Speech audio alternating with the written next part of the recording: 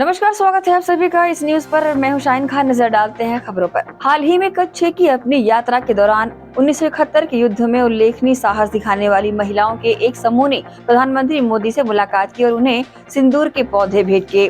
प्रधानमंत्री मोदी इस भाव से अभिभूत हुए और उन्होंने कहा कि वे अपने आवास पर ये सिंदूर लगाएंगे। आज विश्व पर्यावरण दिवस पर पीएम मोदी ने दिल्ली के 7 लोक कल्याण मार्ग स्थित आवास पर सिंदूर का पौधा लगाया।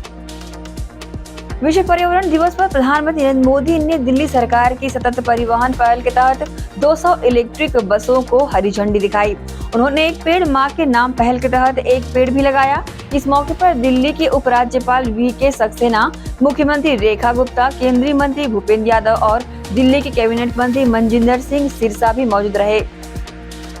विश्व पर्यावरण दिवस के अवसर पर उत्तर प्रदेश के मुख्यमंत्री योगी आदित्यनाथ ने लखनऊ में एक पेड़ मां के नाम अभियान के तहत एक पौधा लगाया।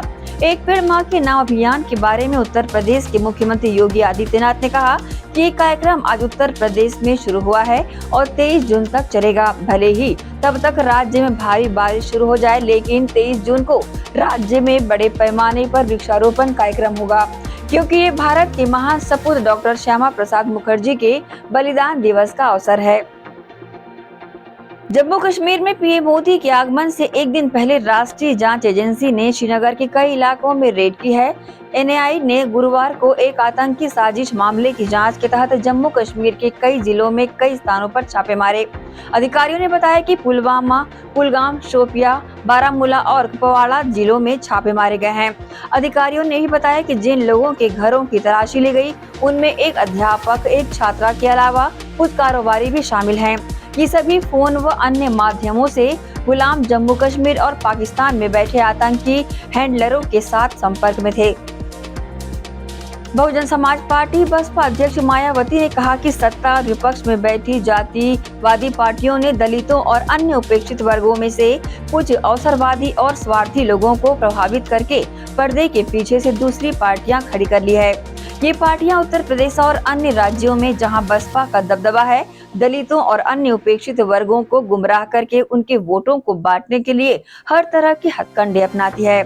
ऐसी पार्टियां और संगठनों का डॉक्टर भीमराव अंबेडकर और बसपा के संस्थापक कांशीराम के आंदोलनों से कोई लेना देना नहीं है।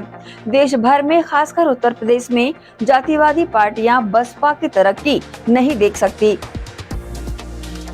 बेंगलुरु भगदड़ पर भाजपा सांसद संबित पात्रा ने कहा कि क्या सिद्धारमैया इस्तीफा देंगे। एक वीडियो था जिसमें डीके शिव कुमार को एक व्यक्ति की गर्दन से धक्का देते हुए देखा जा सकता है।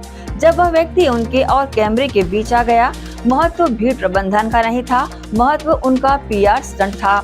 क्या डीके शिव कुमार माफी मांगेंगे और इस्तीफा देंगे? इस पूरे आयोजन को किसने अधिकृत किया? मौतों के बावजूद कार्यक्रम को जारी रखने के लिए किसने अधिकृत किया? ये राज्य सरकार की विफलता है और उन्हें इसे स्वीकार करना होगा। सबसे बड़ा सवाल ये है कि राहुल गांधी कहाँ हैं? वह कहाँ छिपे बैठे हैं? क्या वह सिद्धारमैया और डीके शिव कुमार से सवाल करेंगे और उन्हें इस्तीफा देने के लिए कहेंगे? गुजरात में अहमदाबाद में करीब 10 किलोमीटर पहले नेशनल एक्सप्रेसवे एक पर 2 ट्रकों में टक्कर के बाद आग लग गई।